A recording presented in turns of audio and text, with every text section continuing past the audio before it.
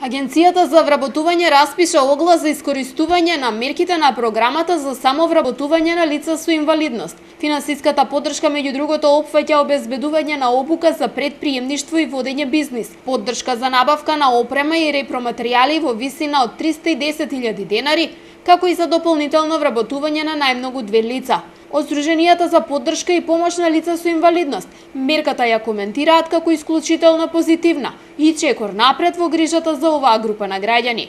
Да развијат своји собствени бизниси и на тој начин лицата со попречености да бидат општо корисни за општеството во кое што живеат и нормално да го дадат својот фидбек онолку колку што можат.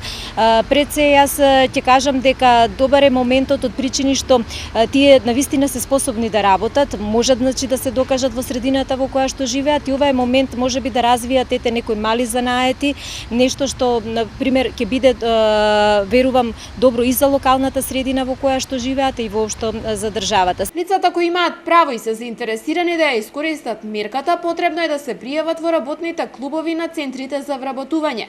Доколку не се евидентирани како невработени, треба да се пријават најмалку 1 ден пред аплицирањето за користење на програмата. Според Златева, мерката ќе значи бенефит не само за оваа група на граѓани, туку и за нивните семејства кои најчесто се наоѓаат во тешка финансиска состојба. Секако позитивен момент е и тренд и за семејствата во кои што живеат лицата со попречености.